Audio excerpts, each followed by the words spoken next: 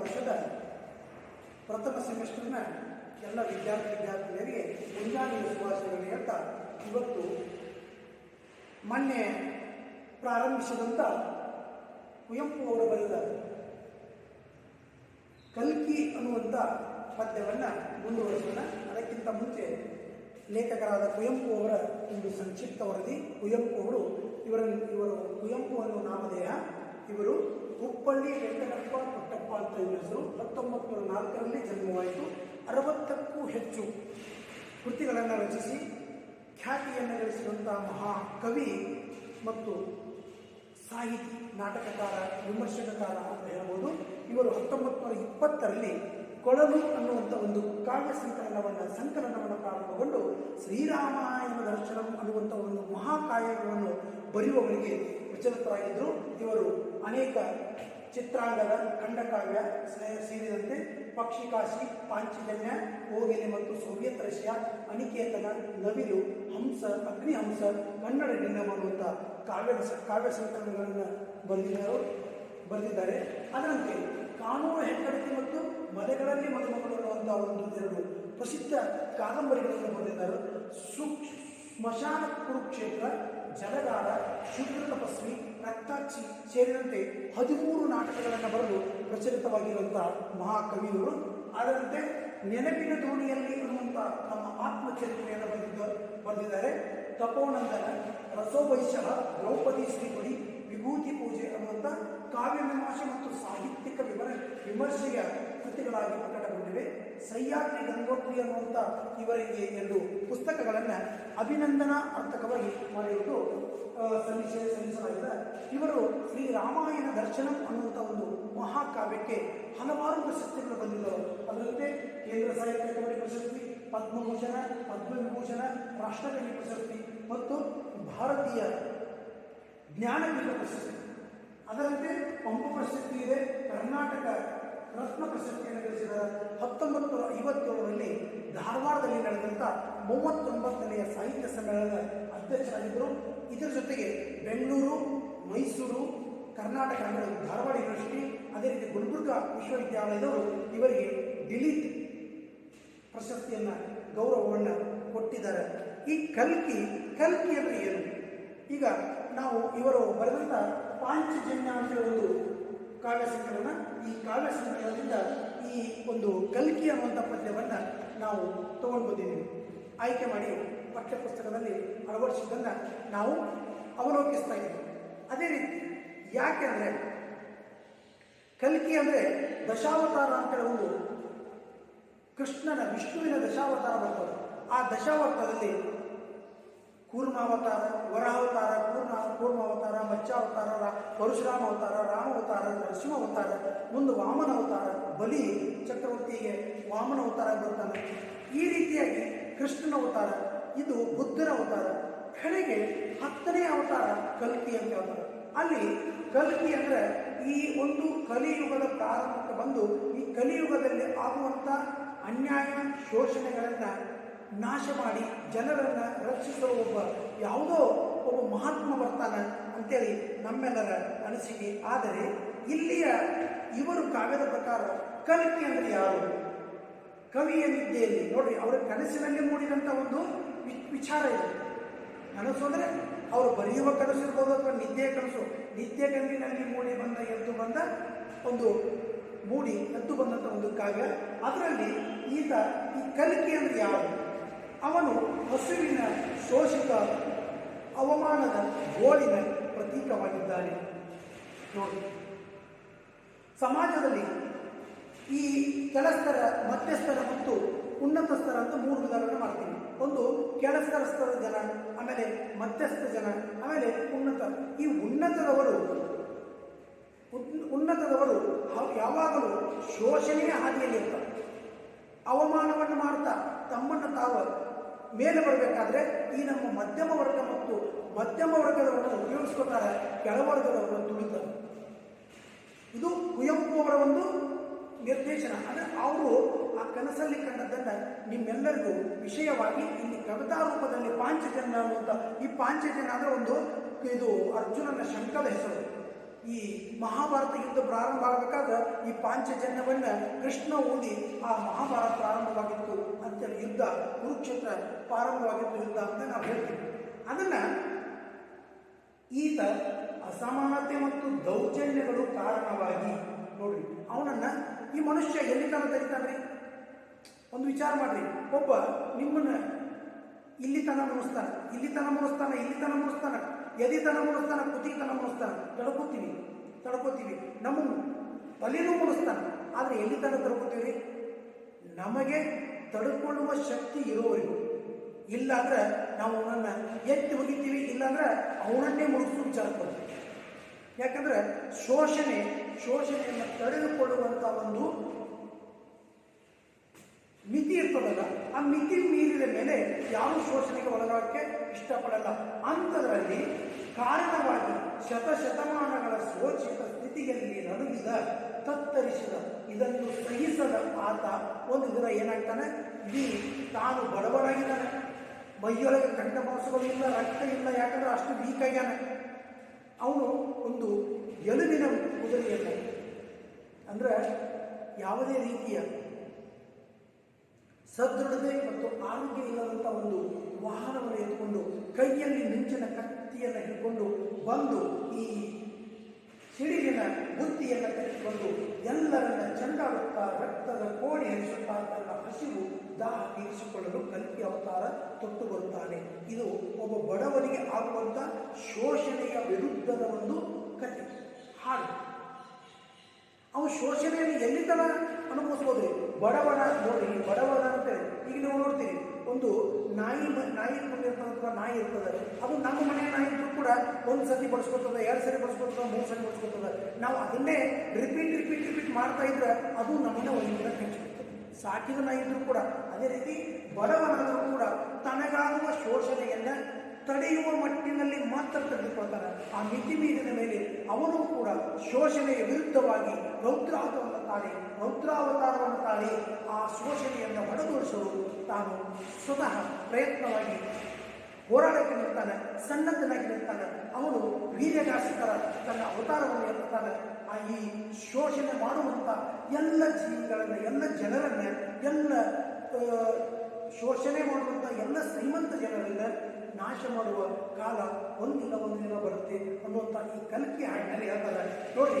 ನಿದ್ದೆಯ ಲೋಕದಿ ಕನಸಿನ ಬೀದಿ ತಿರುಗಿದೆ ತೊಡಲಿದೆ ತಪ್ಪಿದೆ ಹಾದಿ ಮನೆಯಲ್ಲಿ. ನಿದ್ದೆಯ ಲೋಕದಲ್ಲಿ ಇದ್ದಾಗ ಆ ಕನಸಿನಲ್ಲಿ ಒಂದು ಹಾದಿಯಲ್ಲಿ ಹೋಗ್ತಾ ಇದ್ದೀನಿ, ತಿರುಗಿದೆ, ತೊಳಲಿದೆ, ತಪ್ಪಿದೆ ಹಾದಿ, ದಿಕ್ಕು ತೋರಿಸಬೇಕಾಗಿದೆ.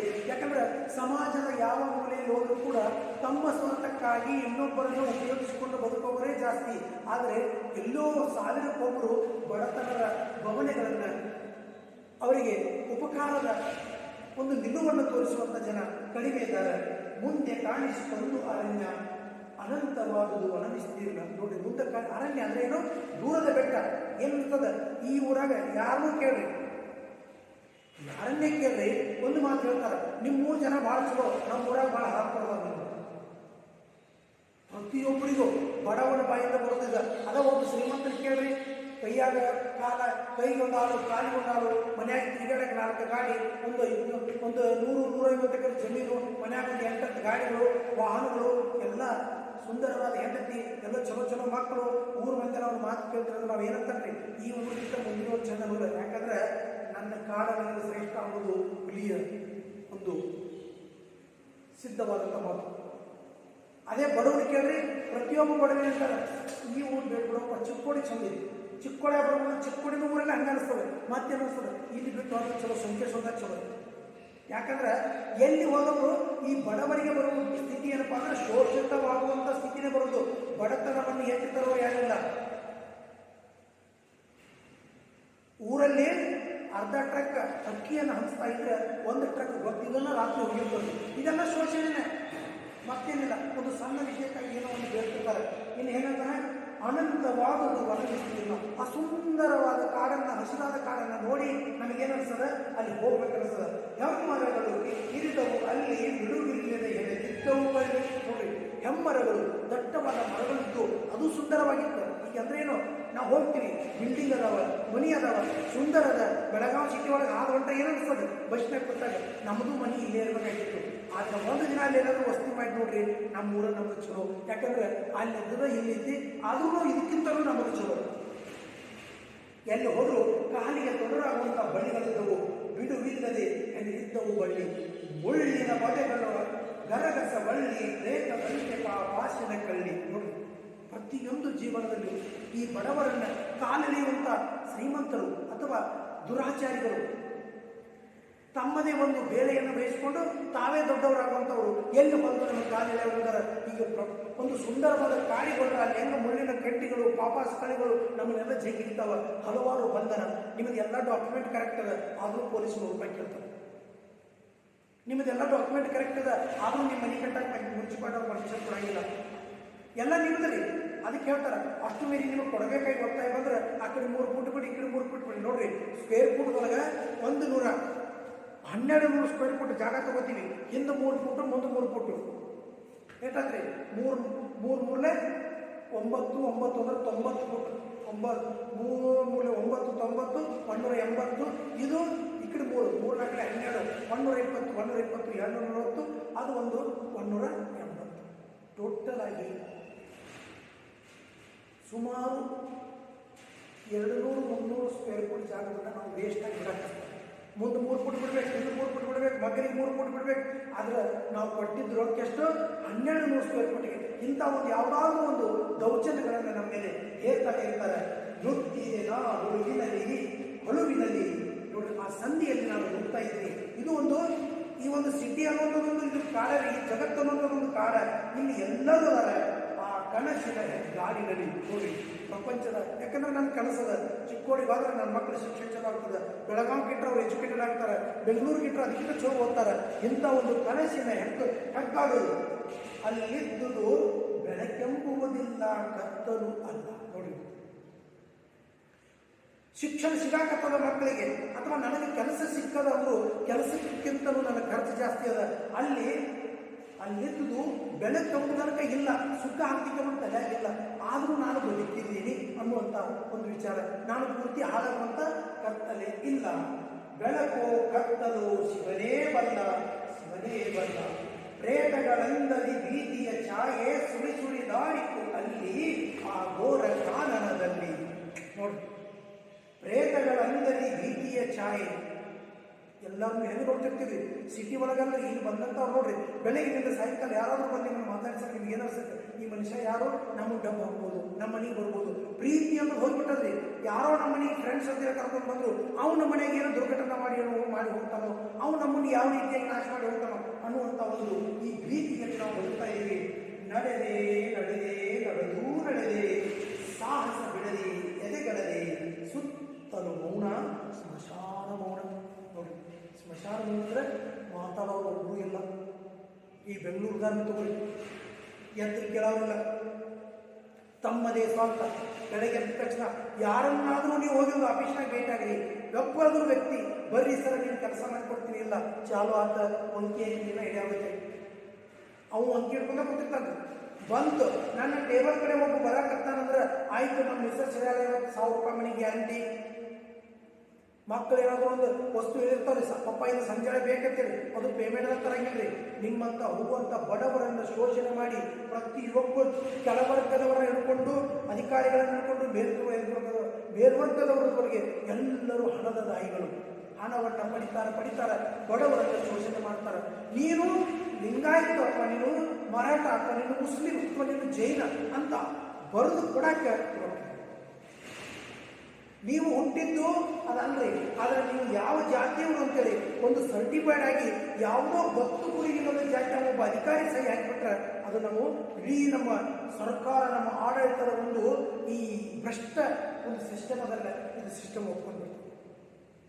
ನೋಡ್ರಿ, ಅಡ್ಮಿಟ್ 20 ರೂಪಾಯಿ ಬಾಂಡ್ ತಗೊಳ್ಳೋದು, 150 ರೂಪಾಯಿ ಖರ್ಚು ಮಾಡಿದ್ರೆ ನಿನ್ನನ್ನು ಯಾವ ರೀತಿಯಾಗಿ ಬದಲಾಯಿಸ್ಬೋದು. ಇವರು ನನ್ನ ಹೆಂಡತಿ ಅಲ್ಲಂತ ಬರೆದುಕೊಟ್ರು, ಆಕೆ ನಾನು ಗಂಡ ಅಲ್ಲಂತ ಬರೆದುಕೊಟ್ರು, ಕಾನೂನು ಒಪ್ಪಿಕೊಟ್ರು. ನೋಡ್ರಿ, ಯಾವ ಸಂಬಂಧ? ರೀತಿಯ ಒಂದು ಸೇತುವೆಯನ್ನು ಕಟ್ಟಿ ಮಂಗಳಸೂತ್ರ ಅನ್ನುವಂಥ ಒಂದು ಸಂಬಂಧವನ್ನು ಇಟ್ಕೊಂಡು ಗಂಡು ಹೆಣ್ಣು ಮದುವೆ ಆದಾಗ ಒಂದು ಕೇವಲ ಒಂದು ಕಾಗದದ ತುಂಡು, ನಾನು ನಾನು ಇವನಿಗೆ ಬೇರೆ ಮದುವೆ ಮಾಡ್ಕೊಳ್ಳೋಕೆ ಪರ್ಮಿಷನ್ ಕೊಡ್ತೀನಿ, ಇವತ್ತಿನಿಂದ ನನಗೆ ಅವನಿಗೆ ಯಾವ ಸಂಬಂಧವೂ ಇಲ್ಲ ಅನ್ನೋದನ್ನು ಒಂದು ಬರೆದು ಕೊಟ್ಟರೆ ಅವನಿಗೆ ಒಂದು ದಾರಿ ಮಾಡಿಕೊಟ್ಟಂಗೆ. ಇದು ನಮ್ಮ ಸಮಾಜ. ಸ್ಮಶಾನ ಮೌನ. ಯಾರನ್ನು ಯಾರು ಪ್ರೀತಿಯಿಂದ ಕಾಣುವಂಥ ಈ ಜೀವನ ಅಲ್ಲ, ಕಲಿಯುಗ. ಕಾಡನ್ನು ದಾಟಿಗೆ ಮುಂಗಡೆ ಬೆಟ್ಟ. ನೋಡ್ರಿ, ಹೊಂಟೆ ಸಿಕ್ತು ಸಿಕ್ತು ಸಿಕ್ತು ಅನ್ಬಿಡ್ದ, ನನಗೊಂದು ಏನೋ ಸಿಕ್ತು. ಮುಂಗಡೆ ಬೆಟ್ಟ ಶಿಖರವೋ ನಿಂತಿದೆ, ಮುಗಿಲಿನ ಮಟ್ಟ. ನೋಡಿ, ಆ ಶಿಖರದ ತುದಿ ಮುಗಿಲನ್ನು ಚುಮ್ಮಿಸುವಂದ್ರೆ ಇಷ್ಟೊಂದು ಈ ನಮ್ಮ ಸಂಸ್ಥೆ ಬೆಳೆದು ಬಿಟ್ಟದ, ಅಂದ್ರೆ ಈ ನಮ್ಮ ಸೊಸೈಟಿ, ಈ ನಮ್ಮ ಸಮಾಜ ಇಷ್ಟು ಬೆಳೆದು ಬಿಟ್ಟದ. ಅಲ್ಲಿ ಹೋಗಿ ನಾವು ಮುಟ್ಟೋದ್ರಾಗ ನಮ್ಮ ಆಯುಷ್ಯವನ್ನು ಮುಗಿಯುತ್ತೆ. ನಾವು ಆ ಸ್ತರಕ್ಕೆ ಹೋಗ್ಬೇಕಾದ್ರೆ ಇಲ್ಲ ಇನ್ನೊಬ್ಬನ ತಲೆ ಹಿಡಿದು ಅಥವಾ ತಲೆ ಹೊಡೆದು ಬದುಕಿದ್ರೆ ಮಾತ್ರ ಈ ಸಮಾಜದಲ್ಲಿ ಬದುಕ್ತೀವಿ ಅಂತ ಹೇಳ್ತಾರೆ. ಹತ್ತಿ ಹತ್ತಿ ಹತ್ತಿ ಹತ್ತಿ ಕಡೆಯಲ್ಲಿ ಸಿಕ್ಕಿತ್ತು ನಡುನೆತ್ತಿ, ನೋಡಿದೆನೆಲ್ಲ ನಡೆದಂತಿಯಲ್ಲಿ ಯಾವುದು ಊರು ಆ ಊರು. ನಾವು ಹೋಗಿ ಎಲ್ಲವನ್ನ ಮಾಡಿ ನಮ್ಮ 60 ವರ್ಷದ ಜೀವನವನ್ನು ಎಲ್ಲೋ ತೆಗಿತೀವಿ. ಬಂಧು ಬಳಗ, ತಂದೆ ತಾಯಿ, ಅಣ್ಣ ತಮ್ಮ, ಅಕ್ಕ ತಂಗಿ, ಮಕ್ಕಳು, ಯಾವುದೇ ಸಂಬಂಧಗಳು ಇಲ್ಲದ ಕೇವಲ ಈ ದುಡ್ಡಿನ ಆಸೆಯ ಒಂದು ಕಾಂಚನ ಕುದುರೆಯನ್ನು ಬೆನ್ನತ್ತಿ ಆ ಬಿಸಿಲು ಕುದುರೆಯನ್ನು ಏರಬೇಕು ಅನ್ನುವಂಥ ಆಸೆಯಿಂದ ಹೋಗ್ತಾ ಹೋಗ್ತಾ ಹೋಗ್ತಾ ಹೋಗ್ತಾ ಹೋಗ್ತೀವಿ. 60 ವರ್ಷಕ್ಕೆ ಹೋಗಿ ರಿಟೈರ್ಮೆಂಟ್ ಆದ ನಂತರ ಅಲ್ಲೆಲ್ಲ ಹೋಗಿ ನೋಡ್ತೀವಿ, ನಮ್ಮೂರು ಬಿಟ್ಟು ನಾನು ಎಲ್ಲೋ ಬಂದಿದ್ದೀನಿ, ನನ್ನ ಸಂಬಂಧಗಳನ್ನು ಮಾಡ್ಕೊಂಡು ಬಂದಿದ್ದೀನಿ. ಯಾಕಂದ್ರೆ ಅದು ನೀನು ನೆತ್ತಿಯ ತುದಿ ಹೋಗಿರ್ತೀಯ, ಅಲ್ಲಿಂದ ನಿನಗೆ ನಿನ್ನ ಪಯಣ ಹತ್ತಿರ ಮುಗಿಯುವ ಕ್ಷಣಕ್ಕೆ ಹೋಗಿರ್ತೀಯ. ಕೆಳಗಡೆ ಇರುವವರು ಇನ್ನವರು ಯಾರು ನಿನ್ನ ಪರಿಚಯ ಇಲ್ಲ. ಬರೀ ಮಾಯದ ಊರು. ಅದು ಏನು, ಬರೀ ಒಂದು ಭಂಗಿ ಮಾಯಿ. ಅಲ್ಲಿ ಒಬ್ರಿಗೊಬ್ರು ಪ್ರೀತಿ, ಅದೇ ಇಲ್ಲ, ನಮಸ್ಕಾರ ಅನ್ನೋದು ಒಂದು ಸ್ಟೈಲ್, ಗುಡ್ ಮಾರ್ನಿಂಗ್ ಅನ್ನೋದು ಒಂದು ಸ್ಟೈಲ್. ಆದರೆ ಯಾರನ್ನು ಪ್ರೀತಿ ತುಂಬಿಲ್ಲ. ಈಗ ನೋಡ್ರಿ, ಅಂಬೇಡ್ಕರ್ ಪುಣ್ಯತಿಥಿ ಅಂದ್ರೆ ಎಲ್ಲರ ಮೊಬೈಲ್ ತಗೊಂಡು ಮೆಸೇಜ್ ಬರ್ತಾವೆ. ಕಾರ್ಗಿಲ್ ಯುದ್ಧದ ವೀರರ ಒಂದು ದಿನ ಅಂದ್ಬಿಡಕ್ಕೆ ಎಲ್ಲರ ಮೊಬೈಲ್ ಮೆಸೇಜ್ ಬರ್ತಾವೆ. ಅದರ ಅಂತಃಕರಣದಿಂದ ಯಾರು ಒಬ್ಬರು ಕೂಡ ಸ್ಮರಣೆ ಮಾಡೋದಿಲ್ಲ. ಯಾರಾದರೂ ನೀವು ನಿಮ್ಮ ಊರಲ್ಲಿ ತೀರಿಕೊಂಡಂಥ ಒಬ್ಬ ಯೋಧನ ಅವನು ಹೆಂಗೆ ತಿಳ್ಕೊಳ್ಳಿ, ಆದರೆ ಒಂದೊಂದು ಸಮಾಧಿ ಮಾಡ್ಯಾರ ಅಥವಾ ಒಂದು ಸ್ಟ್ಯಾಚ್ಯೂ ಮಾಡ್ಯಾರ. ಅಂಥ ಕಾಲದಲ್ಲಿ ಯಾರಾದರೂ ಒಂದು 4 ಜನ ಹೋಗಿ ಅವನು ಒಬ್ಬ ನಮ್ಮ ದೇಶದ ಯೋಧ ತೀರ್ಕೊಂಡು ನನಗೆ ಹೆಂಗೆ ತಿಳ್ಕೊಳ್ಳಿ, ಆದರೆ ಇವತ್ತು ಯೋಧರ ದಿನ ಅಂತೇಳಿ ಹೋಗಿ ಒಬ್ಬನಾದರೂ ಒಂದು ಹೂವಿನ ಮಾಲೆಯನ್ನು ಹಾಕಿ ಹೋಗ್ತಿರಿ, ಒಂದರು ಅವನ ಹತ್ರ ಬೇಕು ಒಂದು ನಮಸ್ಕಾರ ಮಾಡಿ ಇಲ್ಲ. ಕೇವಲ ಮೊಬೈಲ್, ಸ್ಟೇಟಸ್ ಹಾಕೋದು, ಮೊಬೈಲ್ ಬಿಡೋದು, ಸ್ಟೇಟಸ್ ಹಾಕೋದು, ಮೊಬೈಲ್. ಇಂಥ ಒಂದು ಪರಿಸ್ಥಿತಿ. ಅದು ಏನೋ ಮಾಯದ ಊರು. ಧನಿಗಳ ಮನೆಗಳು ಒಂದೆಡೆ ನಿಂತಿವೆ, ಬಡವರ ಗುಡಿಸಲು ಒಂದೆಡೆ ನಿಂತಿವೆ. ನೋಡಿ, ಇಲ್ಲಿ ಜನಗಳು ತಮ್ಮ ತಮ್ಮ ಅಂತಸ್ತಿಕೆ ಮೇಲೆ ಇಬ್ಬಾಗವಾಗಿ ಬಿಟ್ಟಿದ್ದಾರೆ. ಮನುಕುಲವೆಲ್ಲ ಒಂದೇ, ಮಾನವರೆಲ್ಲ ಒಂದೇ, ಕುಡಿಯುವ ಗಾಳಿ ಒಂದೇ, ಕುಡಿಯುವ ನೀರು ಒಂದೇ, ನಡೆದಾಡುವ ಭೂಮಿ ಒಂದೇ, ಸುಡುವ ಸೂರ್ಯ ಒಂದೇ, ಬೆಳದಿಂಗಳ ಚಂದ್ರ ಒಂದೇ ಅನ್ನುವಂಥ ಭಾವನೆಯನ್ನು ಬಿಟ್ಟು ನಮಗೆಲ್ಲ ಏನಾಗಿದೆ, ಸ್ತರಗಳು. ಅವ ಶ್ರೀಮಂತ, ಇವ ಬಡವ. ಬಡವರ ಮನೆಗಳು ಒಂದೆಡೆ ನಿಂತಿವೆ, ಬಡವರ ಧನಿಕರ ಮನೆಗಳು ಒಂದೆಡೆ ನಿಂತಿವೆ. ಜ್ಯೋತಿಯ ಮನೆ ದೀಪಗಳಲ್ಲಿ ಕತ್ತಲು ಕಗ್ಗತ್ತಲು ಇಲ್ಲಿ. ಮನೆ ದೀಪಗಳಲ್ಲಿ ಎಲ್ಲಿ ನೋಡಿದ್ರು ಚಿಕ್ಕ ಚಿಕ್ಕದ ಮನೆ ದೀಪಗಳದಾವ, ಅದರ ಮನಸ್ಸಿನಲ್ಲಿ ಯಾರಿಗೂ ದೀಪ ಹಚ್ಚಿಲ್ಲ ಅನ್ನುವಂಥ ಹೇಳ್ತಾರೆ.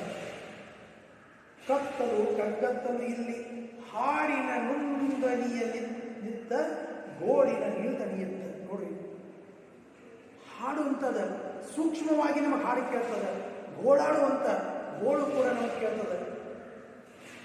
ಅಂತ ಹೂಳನು ಹೆಮ್ಮೆಗೆ ಬೀಸುವರಲ್ಲಿ ಹೊಟ್ಟೆಗೆ ಇಲ್ಲದೆ ಕೊರಗುವರಿಲ್ಲಿ. ನೋಡ್ರಿ, ಹೂಳನು ಹೆಮ್ಮೆಗೆ ಬೀಸಾಡುವವರಿಲ್ಲದರ.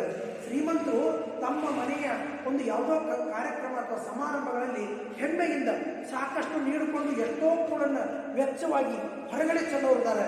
ತುತ್ತು ಕೂಳಿಗಾಗಿ ಬಡದಾಡುವಂಥ ನಿರ್ಗತಿಕರು ಹೋದಾರೆ. ಆ ಕಡೆ ಉದ್ಯಾನ, ಈ ಕಡೆ ಸ್ಮಶಾನ. ನೋಡಿ, ಅಂದ್ರೆ ಏನು, ಈಗ ಬಡವರು ತಮ್ಮ ಮನೆಯಲ್ಲಿ ಊಟವನ್ನು ದಿನದಿನಕ್ಕೆ ಬವಣೆಯನ್ನು ಬಡಿತಾ ಇದ್ದಾರೆ. ಅಂದ್ರೆ ಏನು, ಸ್ಮಶಾನ ಇದ್ದಂಗೆ ಅವರಿಗೆ ದಿನವೂ ನೋವಿನ ದಿನ. ಆ ಶ್ರೀಮಂತರು ತಮ್ಮಲ್ಲಿ ಆ ಆಡಂಬರದಿಂದ ವೈಭೋಗವನ್ನು ನಡೆಸ್ತಾ ಇದ್ದಾರೆ. ಅಂಥವರು ಉದ್ಯಾನ. ಅಂದ್ರೆ ಉದ್ಯಾನ ಅಂದ್ರೆ ಯಾವತ್ತು ಸದಾ ನಗುನಗುತ್ತಾ ಇರುವಂತ, ಯಾವತ್ತು ಸದಾ ನಗುತ್ತಾ ನಗುತ್ತಾ ಇರುವಂತ ಅವರ ಜೀವನ. ಆ ಕಡೆ ಉದ್ಯಾನ, ಈ ಕಡೆ ಸ್ಮಶಾನ.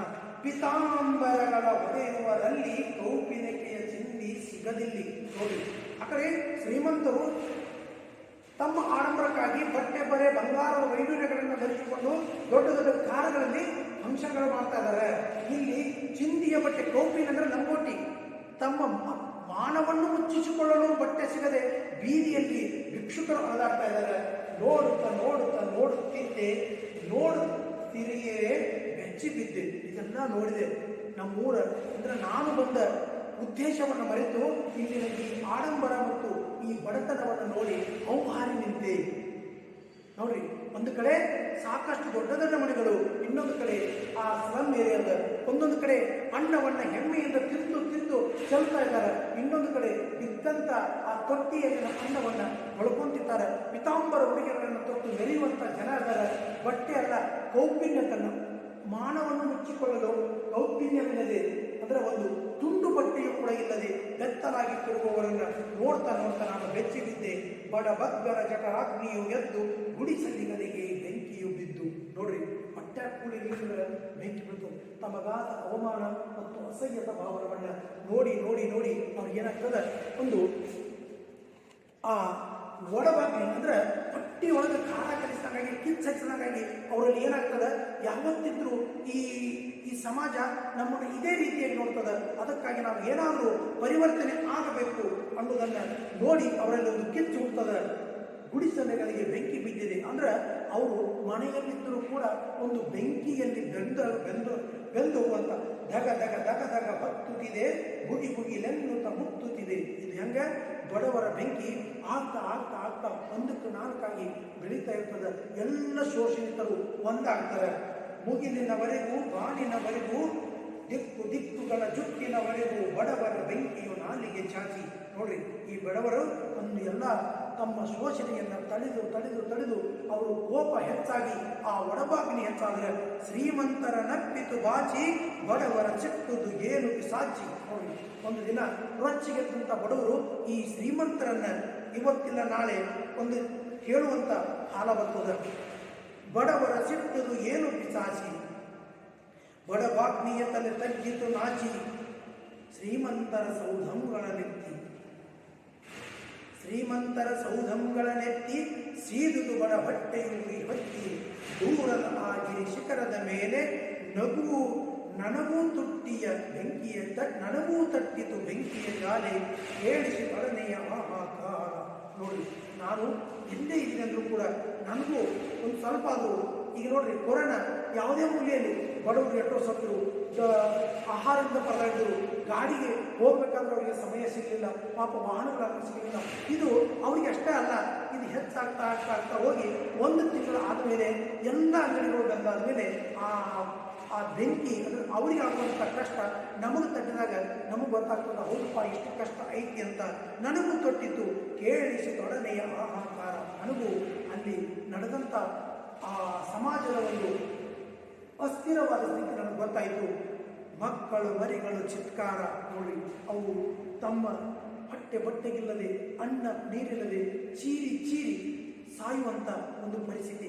ಗರ್ಭಿಣಿ ಸ್ತ್ರೀಯರು, ಬಾಣಂತಿಯರು, ನವವಧುಗಳು, ಶ್ರೀಮಂತಿಯರು, ಹುಡುಗರು, ಮುದುಕರು, ಕುಂಟರು, ಕಿವುಡರು, ಬಡವರ ಗೋಳನು ಕೇಳದ ಕಿವುಡರು. ನೋಡಿ, ಮಕ್ಕಳು, ಮರಿ, ಶ್ರೀಮಂತರು, ಬಾಣಂತಿಯರು, ನವವಧುಗಳು, ಮೇಲೆ ದೊಡ್ಡ ಶ್ರೀಮಂತರು, ಹುಡುಗರು, ಮುದುಕರು, ಕುಂಟರು, ಕಿವುಡರು, ಎಲ್ಲರೂ ಅದರ ಅವರವರು ದಿಕ್ಕಿನಲ್ಲಿ ಬದುಕ್ತಾ ಇದ್ದಾರೆ. ಬಡವರ ಗೋಳನ್ನು ಕೇಳದ ಕಿವುಡರು, ಹೊಟ್ಟೆಯ ಪಾಡಿಗೆ ಕಾವಿಯ ನುಟ್ಟು, ಬಡವರ ಹಸಿವಿಗೆ ಮೌಢ್ಯವ ಕೊಟ್ಟು. ನೋಡ್ರಿ, ಕಾವಿ ತೊಟ್ಟು ಹೊಟ್ಟೆ ಪಾಡಿಗಾಗಿ ಕಾವಿಯನ್ನು ತೊಟ್ಟಂತ ಈ ಡಾಂಬಿಕ ಸ್ವಾಮೀಜಿಗಳು, ಸನ್ಯಾಸಿಗಳು, ಕೆಲವರು ಈ ಸಮಾಜದಾಗ ಏನೈತಪ್ಪ ಅಂತೇಳಿ ಸನ್ಯಾಸಿ ನೋಡ್ರಿ ಎಲ್ಲ ಈ ಮುಗ್ಧ ಜನರನ್ನ ಕೇವಲ ತಮ್ಮ ಮಾತಿನ ಒಂದು ದಾಟಿಗೆಯಿಂದ ಮರಳುಗೊಳಿಸಿ ಅವರನ್ನು ಆ ಧರ್ಮ ಈ ಧರ್ಮ, ತಂದೆ ತಾಯಿ ನೋಡ್ರಿ, ತಂದೆಯನ್ನು ಕಾಪಾಡ್ರಿ, ತಂದೆ ತಾಯಿಗಳನ್ನು ನೋಡುವಂಥ ಯೋಗ್ಯತೆ ನಿನ್ನಲ್ಲಿದ್ರೆ ನೀನು ಯಾಕಪ್ಪ ಅದನ್ನೆಲ್ಲ ತಂದೆ ತಾಯಿಗಳಿಂದ ದೂರ ಆಗಿರುವಂಥ ಸನ್ಯಾಸವನ್ನು ತಗೊಂಡು ಮಠದಲ್ಲಿ ಕೂತೆ ಅಂತ ಪ್ರಶ್ನೆ ಮಾಡುವಂಥ ನಮ್ಮ ಸಮಾಜದಲ್ಲಿ ಯಾವ ವ್ಯಕ್ತಿಗಳಿಲ್ಲ. ಯಾಕಂದ್ರೆ ಅವರ ಬೆನ್ನೆಲ್ಲರೂ ಏನಿರ್ತಾರೆ, ಶ್ರೀಮಂತರ ದಾರಿ ಸಾಲಾಗಿ ನಿಂತಿರ್ತಾರೆ. ಶ್ರೀಮಂತರ ಸಾಲಾಗಿ ನಿಂತ ಆಧಾರ ಸ್ತಂಭವಾಗಿ ನಿಂತ ಒಟ್ಟಿಗೆ ಬಡವರು ಬಡವನ ಶಿಸ್ತು ದವಡಿಗೆ ಮೂಲಂದಂಗೆ ನಾವು ಎಲ್ಲೇ ಕೋಪಿಸ್ಕೊಂಡ್ರು ನಮ್ಮ ಹಲ್ಲನ್ನು ಕಚ್ತೀವಿ ಹೊರತು ಇನ್ನೊಬ್ಬರ ಮೇಲೆ ಕೈ ಎತ್ತುವಂಥ ಸಾಧ್ಯತೆ ಆಗುವುದಿಲ್ಲ ಅಂತ ಹೇಳ್ತಾರೆ. ಬಡವರ ಹಸಿವಿಗೆ ಮೌಢ್ಯವನ್ನು ಕೊಟ್ಟು ಸುಖ ಸಂಪತ್ತನ್ನು ಕೊಂಡವರು ಮೃಷ್ಟಾನ್ನವನ್ನೇ ಉಂಡವರು. ನೋಡ್ರಿ, ಬಡವರಿಗೆಲ್ಲ ಅದನ್ನು ಮಾಡ್ತೀನಿ ಇದನ್ನು ಮಾಡ್ತೀನಿ ಅಂತ ಆ ಸನ್ಯಾಸತ್ವವನ್ನು ತಗೊಂಡು ಅವರಿಗೆ ಒಂದು ಯಾವುದಾದ್ರು ಕೀರ್ತನ ಪ್ರವಚನಗಳನ್ನು ಹೇಳ್ತಾ ನಿಮಗೆ ಬೆಲೆ ಕೊಟ್ಟು ನೀವು ಹಂಗೆ ಬದುಕಬೇಕು, ಹಿಂಗೆ ಬದುಕಬೇಕು, ನಿಮ್ಮ ಜೀವನದಲ್ಲಿ ಹಿಂಗಿರಬೇಕು ಅಂತ ಪ್ರವಚನಗಳನ್ನು ಸಾರ್ತಾ ಗುರುಗಳು, ಶಿಷ್ಯರು, ಮನೆ ಮಠಗಳು ಎಲ್ಲರೂ ಬೆಂದರು ಬಡಬಾಗ್ನಿಯಲ್ಲಿ. ನೋಡ್ರಿ, ಇದು ಪ್ರಕೃತಿಗೆ ಒಮ್ಮೆ ಇದೇನಾದರೂ ಈ ಶೋಷಣೆಯ ವಿರುದ್ಧ ಹೋರಾಡುವಂಥ ಒಂದು ಸುಂಟರಗಾಳಿ ಏನಿತ್ತಂದ್ರೆ ಅದು ಯಾರೂ ಬಿಡಂಗಿಲ್ಲ. ಯಾರ ಜೊತೆ ಗುರುಗಳಿಗೆ ಬೆಂದಿರ್ತದೆ, ಶಿಷ್ಯರು ಸಿಗ್ತಾರೆ, ಮನೆಗಳು ಸಿಗ್ತಾವೆ, ಮಠಗಳು ಸಿಗ್ತಾವೆ. ಎಲ್ಲರೂ ಬೆಂದರು ಬಡಬಾಗ್ನಿಯಲ್ಲಿ ಬಡವರ ಬಗ್ಗದ ಜಠರಾಗ್ನಿ ಬಗ್ಗರ ಜಠರಾಗ್ನಿ. ಈ ಬಡವ ಏನೂ ಮಾಡಲಿಲ್ಲ, ದುಡಿಯಂತ ಆಳು, ಅವ ದುಡಿಲಿಲ್ಲಂದ್ರೆ ನಾವೇನು ತಿಂತೀವಿ, ಅವ ಕೆಲಸಕ್ಕೆ ಕೊಡ್ಲಂದ್ರೆ ನಾವೇನು ತಿಂತೀವಿ. ಶ್ರೀಮಂತ ನನ್ನ ಮನೆಯಲ್ಲಿ ಮನೆಯ ಮೇಲೆ ಮನೆ ಕಟ್ಟಬೇಕಾದ್ರೆ ಕಟ್ಟವರು ಬರಲಿಲ್ಲ ಅಂದ್ರೆ ಸ್ವಂತ ತಾನ ಕಟ್ಕೋತಾನೆ. ಶ್ರೀಮಂತರ ದುಡಿಲಿ, ಬಡವರು ದುಡಿಲಿ ಅಂದ್ರೆ ಶ್ರೀಮಂತಿಗೆ ದುಡ್ಡು ಬರ್ತದೆ. 100 ಎಕರೆ ಜಮೀನದ, ನಿನ್ನ ಜಮೀನ್ದಾಗ ಆಳ ಬರಲಿಲ್ಲ ಅಂದ್ರೆ ನೀವೆಲ್ಲರೂ ಅವರ ಶೋಷಣೆಯ ವಿರುದ್ಧವಾಗಿ ಹೋರಾಡಕ್ಕೆ ಒಗ್ಗಟ್ಟಿನಿಂದ ನಿಂತು ತಮ್ಮ ಅಂಬಲಿಯನ್ನು ತಾವೇ ತಿನ್ನುವ ಪರಿಸ್ಥಿತಿಯಲ್ಲಿ ಬಂದ್ರೆ ನೀವೆಲ್ಲ ಮಣ್ಣು ತಿನ್ನಬೇಕಾಗ್ತದೆ ಅಂತ ಹೇಳ್ತಾರೆ. ಬಡವರ ಜಠರಾಗ್ನಿಯ ಬಡಬಾಗ್ನಿ ಬಡವನೇ ಕಲಿಯುಗ ಅಂತ್ಯದ ಕಲಿಕೆ. ನೋಡಿ, ಅವ ಕಲಿಯುಗದ ಅಂತ್ಯದ ಕಲ್ಕಿ. ಅವನು ಹೆಂಗಪ್ಪ ಅಂದ್ರೆ ಕಲ್ಕಿ ಯಾರು ಬರೋದಿಲ್ಲ, ಈ ಶೋಷಣೆಯನ್ನ ಹೊಡೆದೋಡಿಸಲು ಅವನೇ ಸನ್ನದ್ಧನಾಗಿದ್ದರೆ ಈ ನಮ್ಮ ಪ್ರಪಂಚದ ಬಡವನೇ ಒಬ್ಬ ಕಲಿಕೆಯಾಗಿ ಅವತರಿಸ್ತಾನೆ ಅಂತ ಹೇಳ್ತಾರೆ. ಮುಂದೆ ಹೇಳ್ತಾರೆ, ನೋಡುತ್ತಲಿದ್ದೆ ಕಣ್ಮರೆ ಆಯಿತು ಆದರ್ಶ. ಇಷ್ಟೆಲ್ಲ ಮಾಡೋದ್ರೊಳಗೆ ಆ ಕಲ್ಕಿ ಅಂತ್ಯಕ್ಕೆ ಬಂದ. ನೋಡುತ್ತಿದ್ದಂಗೆ ಕಣ್ಮರೆಯಾಯಿತು ಆದರ್ಶ. ಏನಿದು ಈ ದೃಶ್ಯ? ರಕ್ತದ ಜಲಪಾತ ನನ್ನ ಮಾಂಸದ ನಾಥ ಧುಮುಕುತ್ತ ಇದು ರಕ್ತದ ನಡುದುನಿ. ಇದೆಲ್ಲ ಹೋಯ್ತು. ಒಬ್ಬರನ್ನೊಬ್ಬರು ಈ ಶ್ರೀಮಂತರನ್ನ ಎಲ್ಲರನ್ನು ಚಂಡಾಡಿ ಬಡವರಿಗೆ ಒಂದು ನ್ಯಾಯವನ್ನು ಕೊಡ್ತೀನಿ ಅಂತೇಳಿ ಎಷ್ಟೋ ಜನ ಎದ್ದು ಮುಂದೆ ಬರುವಂಥ ಕಾಲ. ಹೊರ ಹೊಮ್ಮುತ್ತಿದೆ ನರನಾರ್ಥ ಧ್ವನಿ. ನೋಡಿ, ನರನ ಅರ್ಥಧ್ವನಿ. ಅರ್ಥ ಅಂದ್ರೆ ಒಂದು ದುಃಖದ ಅರ್ಥನಾದ ಅಂತ, ಕಷ್ಟದ ಧ್ವನಿ, ಕೂಗು ಅಂತ. ಈಗ ನಾವು ಹೇಳ್ತೀವಿ, ನಗೋದಕ್ಕೂ ಡ್ಯಾನ್ಸ್ ಮಾಡೋದಕ್ಕೂ ಮತ್ತು ಅಳೋದಕ್ಕೂ ಬರ್ತದೆ. ಅದ್ರಾಗ ಸತ್ತಾಡೋದಕ್ಕೂ ಬರ್ತದೆ. ಹಂಗ ಈ ಬಡವರ ನರರ ಅಂದ್ರೆ ಮನುಷ್ಯನ ಅರ್ಥನಾದ ಜೋರಾಗಿ ಅಳುವಂಥ ಒಂದು ಕಟುವಾದ ಶಬ್ದ ನಮಗೆ ಕೇಳ್ತದೆ. ಗಗನವು ರಕ್ತ, ಭೂಮಿಯು ರಕ್ತ, ನೋಡಿದ ರಕ್ತರು ರಕ್ತ ಅಯ್ಯೋ ರಕ್ತ. ಧುಮುಕುತ ಶೋಷಿತ ಗಿರಿಜನಿಯಲ್ಲಿ ನರಮುಂಡಗಳು. ಈ ಕಲ್ಕಿಯಾಗಿ ಅಂದ್ರೆ ಈ ಶೋಷಿತ ಬಡವ ತಾನು ಎದ್ದು ನಿಂತಂದ್ರೆ ಇಡೀ ಈ ಪ್ರಪಂಚದಲ್ಲಿ ಆಗುವಂಥ ಎಲ್ಲರನ್ನ, ತನಗೆ ಶೋಷಣೆ ಮಾಡುವಂಥ ಎಲ್ಲರನ್ನ ರುಂಡಗಳನ್ನು ಚಂಡಾಡಿ ಎಲ್ಲಿ ನೋಡಿದ್ರು ರಕ್ತದ ಕಾಲುಗಳು ಹರಿಯುವುದು ಬರ್ತದೆ. ಅವನೇ ಒಬ್ಬ ಕಲ್ಕಿಯಾಗಿ ಅವತರಿಸ್ತಾನೆ ಅಂತ ಹೇಳ್ತಾರೆ. ಮುಂಗಾಲದ ಬಲ್ಸರಿಯಲ್ಲಿ ಆಲಿಯ ಕಲ್ಲುಗಳು ಉರುಳುವಂತೆ ಧುಮುಕದಲ್ಲಿರುತ್ತವು ಬಂಡೆಗಳಂತೆ ದುಡುಮ್ಮನೆ ಬಿದ್ದು ಹಾರುತ್ತಲ್ಲಿ ಎತ್ತರ ಸದ್ದು. ನೋಡ್ರಿ, ಆ ಕಲ್ಕಿ ಅವತಾರ ಬಡವ. ಕಲ್ಕಿ ಅಂದ್ರೆ ಏನು? ಸಂಹಾರಕರ್ತ. ಆ ವಿಷ್ಣುನ ಬರ್ಬೇಕಂತಿಲ್ಲ. ಯಾವತ್ತು ಈ ಬಡವ ತನಗಾಗುವ ಎಲ್ಲ ರೀತಿಯ ಅವಮಾನಗಳನ್ನು, ಉಪವಾಸದ ಬೇಳೆಯನ್ನು, ಅನ್ಯಾಯದ ಬವಣೆಯನ್ನು ಸಹಿಸಿ ಈ ಸಮಾಜದ ಉನ್ನತ ಸ್ಥಿರದ ಅಥವಾ ಈ ದೊಡ್ಡ ವ್ಯಕ್ತಿಗಳ ಎದುರಿಗೆ ನಿಂತನ ಜನ ಒಕ್ಕಟ್ಟಾದ್ರೆ ನೋಡಿ, ಆರಿಸಿ ಹೋದಂಥ ಶ್ರೀಮಂತರು ಸುಮಾರು 524 ಜನ ಇರ್ತಾರೆ. ಆದರೆ 130 ಕೋಟಿ ಒಳಗೆ 524 ಜನರನ್ನು ತೆಗೆದ್ರೆ ಬೇಡ, ಮ್ಯಾಲಿನ 30 ಕೋಟಿ ಜನ ಆರಿಸಿ ಹೋಗ್ಯಾರ ತಿಳಿದ್ರಿ. 100 ಕೋಟಿ ಜನ ಸಾಮಾನ್ಯರೇನು. ಆ ಸಾಮಾನ್ಯ ಜನರನ್ನ ಒಗ್ಗಟ್ಟಾದ್ರೆ ಯಾವ ಆರಿಸುವಾದಂಥ ಒಬ್ಬ ವ್ಯಕ್ತಿನೂ ದೇಶದ ಉಳಿದಿಲ್ಲ. ಅವನು ಮಾಡುವಂಥ ಅನ್ಯಾಯವನ್ನು. ಯಾಕಂದ್ರೆ ಈ ಕಲ್ಕಿ ಅವತಾರ ಬರಬೇಕಾದ್ರೆ ಅದಕ್ಕೆ ಕಾರಣನೂ ನಾವೇ. ಯಾಕಂದ್ರೆ ನಮ್ಮನ್ನು ಬಡವರನ್ನು ನಾವು ಹಂಚಿ ಕುಣಿಬೇಕಾದ್ರೆ ನಾವೇನು ಮಾಡ್ತೀವಿ? ಆ ಶ್ರೀಮಂತರಿಗೆ ಸಪೋರ್ಟ್ ಆಗಿರ್ತೀವಿ. ಅವ್ರು ಕೇಳಿದಂಥ ಓಟ್ಗಳನ್ನು, ನಮ್ಮ ಅಮೂಲ್ಯವಾದ ಓಟ್ಗಳನ್ನು ನಾವು ಅವರಿಗೆ ದುಡ್ಡಿನ ಆಶೆಗಾಗಿ ಮಾಡ್ಕೋತೀವಿ. ನಾವು ಅವ್ರೇನು ಕೊಡ್ತಾರೆ? ಮದ್ಯ ಕೊಡ್ತಾರೆ, ಮಾಂಸ ಕೊಡ್ತಾರೆ. ಹೆಚ್ಚಿಗೆ ಬೇಕಾದ್ರೆ ನಿಮಗೆ ಸಹವಾಸಕ್ಕೆ ಯುವ ಜನರಿಗೆ ಹೆಣ್ಣು ಕೊಡ್ತಾರೆ. ಯಾಕಂದ್ರೆ ಎಂಥ ಸಪ್ತ ಋಷಿಗಳು ಎಂತೆಂಥ ಮಹಾತ್ಮರು ಕೂಡ ಆ ಮಾಯೆಗೆ ಒಳಗಾಗಿ ನಾಶವಾದಂಥ. ಆದರೆ ಒಂದು ತಿಳ್ಕೊರಿ, ಆ ನಿಮ್ಮ ಹತ್ತಿರ ಬರುವಂಥ ಆ ಸಹವಾಸಿತ ಒಂದು ಸ್ತ್ರೀ ಅವಳಿಗಿರುವ ರೋಗದ ಪರಿಚಯವನ್ನು ನಿಮಗೆ ಹೇಳಿರುವುದು. ಆ ಒಂದು ಕ್ರೂರ ಕಾಮದಾಸೆಗೆ ನಾವು ಅಲ್ಪ ತೃಪ್ತಿಗಾಗಿ ಅವಳನ್ನು ನಾವು ಸಹಕರಿಸಿದರೆ ನಾವು ದೊಡ್ಡ ರೋಗಕ್ಕೆ ತುತ್ತಾಗಿ ರೋಗವನ್ನು ನಾವು ತಗೋಬಹುದು. ಅಂಥ ರೋಗಿಗಳಾಗಿ ಈ ಸಮಾಜದಲ್ಲಿ ನಾವು ಬದುಕಬೇಕಾದ್ರೆ ಆವಾಗ ನಮ್ಗೆ ಗೊತ್ತಾಗ್ತದೆ, ನಾನು ನಡೆದು ಬಂದ ದಾರಿಯನ್ನು ನೆನೆಸ್ಕೊತಾ ಇದ್ರೆ ಏನಾಗ್ತದೆ, ನನ್ನ ಶ್ರೀಮಂತರು ಹಾಳು ಮಾಡಿದ್ರು. ಅಂಥ ಒಬ್ಬ ರೊಚ್ಚಿಗೆದ್ದ ಅಥವಾ ಅಂಥ ಯುವಕರು ಎದ್ದು ನಿಂತರೆ ಈ ರುಂಡಗಳು ಉರುಳಿ ಬೆಟ್ಟ ನದಿ ಜಲಪಾತ ಭೂಮಿಗಳಲ್ಲಿ ರಕ್ತದ ಕಾಲಿಗಳು ಹರಿತಾವ. ಆ ಬಿಡುವ ರುಂಡಗಳಿಂದ ಬಿಸಿ ನೆತ್ತರಗಳ ಸದ್ದು ಸುಂದರಿಯರ ತಲೆ ರುಂಡಗಳು, ಶ್ರೀಮಂತರ ದಂಡೆಗಳು. ನೋಡಿ, ಇಲ್ಲಿ ಸುಂದರಿಯರು ಅಂದ್ರೆ ಈ ಸಮಾಜವನ್ನು ಹಾಳು ಮಾಡುವಂತಹ ಸ್ತ್ರೀಯರು. ಅದಕ್ಕೆ ಎಲ್ಲರೂ ಬರಂಗಿಲ್ಲ. ಸುಂದರಿಯರು ನಿಮ್ಗೆ ಗೊತ್ತಾಗ್ತದೆ. ನನಗೆ ಒಬ್ಬಗ ಅನ್ಯಾಯ ಮಾಡಿ ಈ ಹೆಣ್ಮಗಳಿಂದ ನನಗೆ ರೋಗ ಆಗ್ಯದ, ಅವನೇನು ಮಾಡ್ತಾನೆ, ತಗದು ಬಿಡ್ತಾನೆ. ಇಲ್ಲ, ಹಲವಾರು ಜನರಿಗೆ ಆಶೆ ತೋರಿಸಿ ಪ್ರೀತಿ ಮಾಡುವಂಥ ಒಂದು ವಿಷಯವನ್ನು ಇಟ್ಟುಕೊಂಡು ಸುಮಾರು ಜನರಿಗೆ ಒಂದು ಸಂಬಂಧವನ್ನು ಇಟ್ಟುಕೊಳ್ಳುವಂಥವ ಒಬ್ಬರು ಹೊಚ್ಚಿರ್ತಾನೆ. ನನಗೆ ಒಬ್ಬರಿಗೆ ಅನ್ಯಾಯ ಆಗ್ಯದ, ಇವಳನ್ನ ಕರೆದು ಬಿಟ್ರೆ ಮತ್ತು ನನ್ನಂಥ 4 ಜನ ಗಂಡು ಮಕ್ಕಳು ಚಲೋ ಆಗಿ ಉಳಿತಾರೆ. ಯಾಕಂದ್ರೆ ಇವರು ಸಮಾಜಕ್ಕೆ ನಾನು ಇವರು ಉದಾಹರಣೆ ಮಾಡ್ತೀನಿ, ಎಷ್ಟು ಜನರಿಗೆ ಮೋಸ ಮಾಡಿ ಅನ್ನತ್ತೇವೆ ನಾನು ತೋರಿಸಿ ನಾನು ಇವರನ್ನು ಕಡಿದು ಸಾಯ್ತೀನಿ, ಇಲ್ಲಾಂದ್ರೆ ನ್ಯಾಯಾಲಯಕ್ಕೆ ಶರಣಾಗ್ತೀನಿ ಅನ್ನುವಂಥ ರೊಚ್ಚಿಗಳು ಅಂತ ಕಾಲ.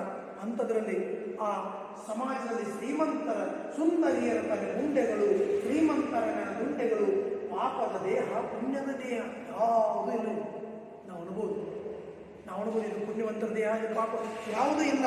ಗುಡಿ ಗೋಪುರಗಳು ಧರ್ಮದ ದೇಹ ತೇಲಿ ತೇಲಿ ತೇಲಿ ತೇಲಿ ನುಗ್ಗುತ್ತಲೇ ಕಸ ಕಡ್ಡಿಯ ಹೋಲಿ. ನೋಡಿ, ಎಲ್ಲವೂ ಈ ತಿರುಗಾಳಿಗೆ ಸಿಕ್ಕಾಗ ಎಲ್ಲವೂ ನಾಶ ಆಗುತ್ತದೆ. ಸುಂದರಿಯರು, ಶ್ರೀಮಂತರು, ಬಡವರು ಎಲ್ಲರೂ ನಾಶ ಮಾಡಿ ಎಲ್ಲರ ಮುಂಡನ್ನು ಚಂಡಾಡಿ ಯಾರವನಲ್ಲಿ ದೂರದಲ್ಲಿ ಧಾವಿಸಿ ಬರುವವರು ಗೌರವದಲ್ಲಿ. ನೋಡ್ರಿ, ಇದನ್ನೆಲ್ಲ ನಾಶ ಮಾಡಕ ಯಾರು ಬರಾಗುತ್ತಾನೆ? ಆ ಶೋಷಿತನಾದಂಥ ಪ್ರತಿಯೊಬ್ಬ ಬಡವ ಒಬ್ಬನಿಂದ ಸಾಧ್ಯ ಇಲ್ಲ. ಎಲ್ಲರ ಕೈಯಲ್ಲಿ ವಜ್ರಾಯುವಂಥ ಕಟ್ಟುಗಳದಾವ, ಮಿಂಚಕತ್ತಾವ. ಆ ಬರುವ ವೇಗಕ್ಕೆ ಯಾರು ಇಲ್ಲ. ಅಸ್ಥಿ ಪಂಜರದ ಅಶ್ವವನೇರಿ ಬೆಳ್ಳಗೆ ಜಿಲಿಯುವ ದಾಡೆಯ ತೋರಿ. ನೋಡ್ರಿ, ಸೂಕ್ಷ್ಮವಾಗಿ ಬಿಳಿಯ ದಾಡೆಗಳನ್ನು ಇಟ್ಟುಕೊಂಡು ಅಸ್ಥಿ ಪಂಜರದ ಎಲುಬಿನ ಶರೀರವನ್ನು ಹೊಂದಿದಂಥ ಒಂದು ಕುದುರೆಯನ್ನು ಏರಿ ಅಸ್ಥಿ ಪಂಜರದ ಆಳವನು ಪ್ರೇತ ಸ್ವರೂಪಿ ಆದರವನು. ನೋಡ್ರಿ, ಅವ ಅಸ್ಥಿ ಪಂಜರ ಅಂದ್ರೆ ಭಾವನೆಗಳ ಸತ್ತು ಹೋದಂಥ ವ್ಯಕ್ತಿ, ಬದುಕಬೇಕನ್ನುವಂಥ ಆಸೆ ಇಲ್ಲದಂಥ ವ್ಯಕ್ತಿ.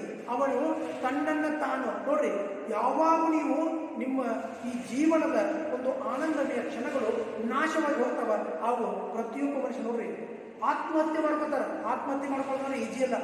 ಯಾರೋ ರೈಲು ಅಡ್ಡಲ್ಲಿ ಕೊಡ್ತಾರ, ಯಾರೋ ಹಗ್ಗ ಹಾಕೊಂಡು ಏನೋ ಕೊಡ್ತಾರ, ಯಾರೋ ಬ್ಲೇಡಿಂದ ಕಟ್ ಮಾಡ್ಕೊತಾರ, ಯಾರೋ ಔಷಧಿಯನ್ನು ಕುಡಿತಾರ.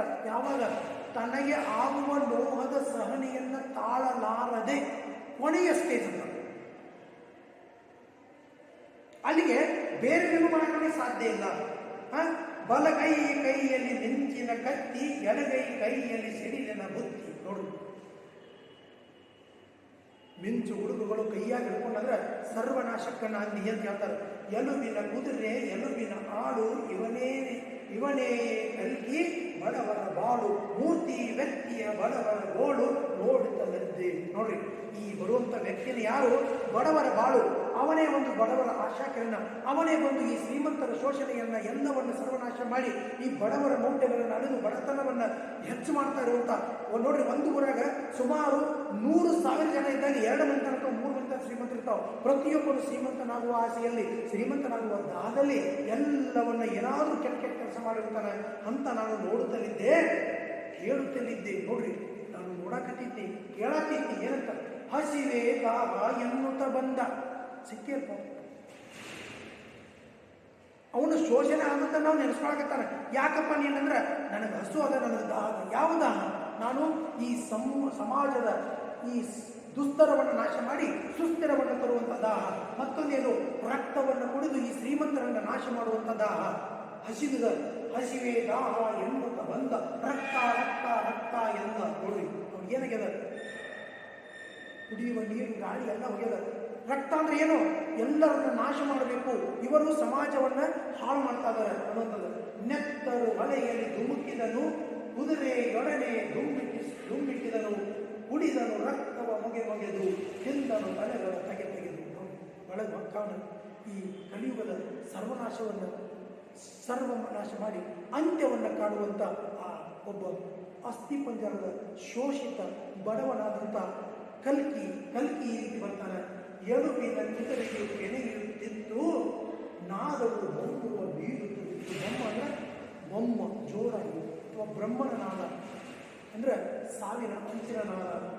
ಎಲುಬಿನ ಮೂರ್ತಿಯು ಗೌರವಿಸಿತು, ಗುಡುಗಿನ ಮಾಲೆಯ ಹೊರಮಡಿತಿತ್ತು. ನೋಡಿ, ಎಲುಬಿನ ಮೂರ್ತಿ ಜೋರಾಗಿ ನಗ್ತಾನೆ, ತನ್ನ ಅಟ್ಟಹಾಸವನ್ನು ಕಲ್ಕಿ ಬೆರಿತಾ ಇದ್ದಾನೆ. ಕುದುರೆಯು ಕುಡಿದು, ಆಳು ಕುಡಿದು, ಎಂದರು ಶವಗಳ ನರಿ ಕುಡಿದು, ಬತ್ತಿಟ್ಟು ರಣಧ್ವನಿ, ಇನ್ನೂ ದಾಹ ಮುಗಿದವು ಹೆಣಗಳು ಇನ್ನೂ ಹಸಿವೆ. ನೋಡಿ, ಆ ಕಲ್ಕಿಯ ಒಂದು ಈ ಸಮಾಜದ ಶೋಷಣೆ ಮತ್ತು ದಬ್ಬಾಳಿಕೆಯ ಶ್ರೀಮಂತರನ್ನು ಕೊಂದು ಹಾಕುವಂಥ ಎಲ್ಲರೂ ಸರ್ವನಾಶ ಆದರು. ಹಸಿವು ತೀರಲಿಲ್ಲ, ಎಲ್ಲ ರಕ್ತವು ಮುಗಿದೋಯ್ತು, ದಾಹ ತೀರಲಿಲ್ಲ. ಅಂದ್ರೆ ಅಷ್ಟೊಂದು ಬವಣೆಯನ್ನು ತಡೆದು ಅವನು ಒಂದು ಆಮಟ್ಟಿಗೆ ಹೋಗಿದ್ದ. ಹೆಣಗಳು ಮುಗಿದವು, ಹೆಣಗಳು ಇನ್ನೂ ಹಸಿವು. ಬಡವರ ಗಂಟಲ ಬೇಗೆಯ ದಾಹ, ಬಡವರ ಹೊಟ್ಟೆಯ ಬೆಂಕೆಯ ಹಸಿವು. ನೋಡ್ರಿ, ಬಡವರ ಬೇಗೆ, ಹೊಟ್ಟೆಯ ಬೇಗೆಯ ಗಂಟಲಾಗ ಏನದ, ನಮಗೂ ಏನಾದರೂ ಉದ್ಧಾರ ಮಾಡ್ರಿ, ನಮ್ಮ ಹೊಟ್ಟೆಗೂ ಅನ್ನ ಕೊಡ್ರಿ ಅನ್ನೋಂಥ ದಾಹ ಯಾವತ್ತೂ ತೀರಲಿಲ್ಲ. ತುಂಬದೋ ಹೊಟ್ಟೆ, ಕೆಟ್ಟೆ ಅಯ್ಯೋ ಕೆಟ್ಟೆ, ನೋಡಿದ ನೆನ್ನವ ಬೆಟ್ಟದ ಮೇಲೆ ಬರುತ್ತಿಹದಯ್ಯೋ ಒಲ್ಲೆ ನೋಡುತ್ತ ನಿದ್ದೆ ಕಂಪಿಸಿ ಬಿದ್ದೆ, ಕಲ್ಕಿ ಎನ್ನುತ್ತ ಚೀರಿ ಕನಸೊಡೆದಂತೆ ಇನ್ನೆಲ್ಲಿಯಲ್ಲಿದ್ದೆ. ನೋಡ್ರಿ, ಆ ಕೊನೆಗೆ ನಾನು ಬೆಟ್ಟದ ತುದಿಯಲ್ಲಿದ್ದೆ, ಅಂದರೆ ನಾನೂ ಒಂದು ಕಡೆಗಿದ್ದೆ. ಈ ಬಡವರ ಶೋಷಣೆ ಆಗಿ ಎಲ್ಲರನ್ನು ಕಬಳಿಸಿ ಇಡೀ ಪ್ರಪಂಚವೇ ಹೊತ್ತಿ ಉಳಿಯುತ್ತಿರುವಾಗ ಕಡೆಗೂ ನನ್ನ ಹತ್ರ ಬರೋಕ್ಕೆ ಲೇಟ್ ಆಗಲಿಲ್ಲ. ಬರುವ ಆ ಬಿರುಗಾಳಿಯನ್ನು ನೋಡಿದೆ, ಆ ದಾಹದ ಒಂದು ಬಡವರ ಭವನೆಯನ್ನು ನೋಡಿದೆ. ಅದು ನನ್ನವರೆಗೂ ಬಂದು ನನ್ನನ್ನು ಮುಟ್ಟಬಹುದು ಅನ್ನುವಂಥ, ನನ್ನವರೆಗೂ ಬಂದಂಥ ಒಂದು ಭಾಸವಾಯಿತು. ಆವಾಗ ಕಂಪಿಸಿದೆ, ನಡುಗಿದೆ, ಜೋರಾಗಿ ಎದ್ದು ನೋಡ್ತೇನೆ, ನಾನಿನ್ನೂ ಹಾಸಿಗೆಯಲ್ಲಿದ್ದೆ. ಅದಕ್ಕೆ ಆ ಕನಸು ಎಚ್ಚರವಾದ ಮೇಲೆ ನನಗೇನು ಬರಲಿಲ್ಲ ನಿದ್ದೆ ಅನ್ನುವಂಥ ಒಂದು ಈ ತೊಳಲಾಟವನ್ನು ಇಲ್ಲಿ ಹೇಳ್ತಾರೆ. ಹಳುವು ಅಂದರೆ ತೆಗ್ಗು ಅಥವಾ ಸಂದು, ಹೆಗ್ಗಾಡು ಅಂದರೆ ದೊಡ್ಡ ಕಾಡು, ನೀರ್ದನಿ ಅಂದರೆ ನಿರಂತರವಾದ ಧ್ವನಿ, ಪಿತಾಂಬರ ಅಂದರೆ ಬೆಲೆವುಳ್ಳ ಬಟ್ಟೆ ಆಭರಣಗಳ ತೊಡುಗೆ, ಕೌಕಿನ ಅಂದರೆ ಸೊಂಟಕ್ಕೆ ಸುತ್ತುವ ಬಟ್ಟೆ, ಚಿಂದಿ ಅಥವಾ ಬಟ್ಟೆ ಅಂದರೆ ಈ ಲಂಗೋಟಿ ಟೈಪ್ ಹಾಕಿ ಕೊಡ್ತಾರೆ ಉದಾಹರಣೆ. ಚಿಂದಿ ಅಂದರೆ ಹರಕು, ಜುಟ್ಟು ಅಂದರೆ ಅಂಚ ತುದಿ, ಬಡವಾಗ್ನಿ ಅಂದರೆ ಭಯಂಕರ ಬೆಂಕಿ ಅಥವಾ ಪಟ್ಟಿಯ ಹುಳಿ, ಸೀದುದು ಅಂದರೆ ನಾವು ಹೇಳ್ತಾರಲ್ಲ ರೊಟ್ಟಿ ಸೀದೈತೆ, ಸೀದಿ ಅಂದ್ರೆ ಏನೋ ಹತ್ತಿ ಸುಟ್ಟೋಗಿದ್ದು ಕರಕಾಕಿ ಸೀದಿ ತಿಂತಾರೆ. ಮುಂದೆ ಬೆಂದರು ಅಂದರೆ ಸುಟ್ಟರು, ಬೆಂದ ಕಾಳೂರು ಅಂದರೆ ಬೆಂಗಳೂರು, ಬೆಂದರು ಅಂದರೆ ಸುಟ್ಟರು. ರಣಧ್ವನಿ ಅಂದರೆ ರಕ್ತವು ಬೆಂಕಿಯ ಹಾಯಾಗಿ ಹರಿಯುವಂಥದ್ದು. ನರ ಅಂದರೆ ಮನುಷ್ಯ, ಅರ್ಥ ಅಂದರೆ ಬೇಡಿಕೆ, ಶೋಣಿತ ಅಂದರೆ ರಕ್ತ ಹರಿಯುವ, ಬಲ್ಸರಿ ಅಂದರೆ ಜೋರಾಗಿ ಹರಿಯುವ ಪ್ರವಾಹ, ಬಲ್ಸಿರಿ. ಮುಂದೆ ಅಶ್ವ ಅಂದರೆ ಕುದುರೆ, ದಾಹ ಅಂದರೆ ಬಾಯಾರಿಕೆ, ಕೆನೆ ಅಂದರೆ ಹುಂಕರಿಸು, ಜೋರಾಗಿ ಬೇಡ್ತಾ ಇದ್ದಾರೆ, ಇನ್ನೂ ಕೊಡ್ರಿ ಅಂತ ಹೇಳಿ. ಯಾಕೆಂದ್ರೆ ನಾವು ರಾಕ್ಷಸ ಪ್ರವೃತ್ತಿ ಅಂತಾರೆ, ಎಷ್ಟು ಕೊಟ್ಟರು ಸಾಕಾಗೋದು. ಬೊಮ್ಮ ಅಂದರೆ ಅಥವಾ ಬ್ರಹ್ಮಾಂಡ, ಬಿರಿ ಅಂದರೆ ಶೀಲು, ಹೊರಬರು ಅಂದರೆ ಹೊರಬರು. ನಾನು ಕನಸಿನ ಲೋಕದಿಂದ ಹೊರಮಟ್ಟೆ, ಆವಾಗ ನನಗೆ ಮರಳಿ ಬರಲಿಲ್ಲ ನಿದ್ದೆ. ಇನ್ನೆಲ್ಲಿಯಲ್ಲಿದ್ದೆ ಕೇವಲ ನನ್ನ ಮನದಲ್ಲಿತ್ತು ಆ ಬಡವನು ಕೂಗುವ ಸದ್ದು ಅಂತ.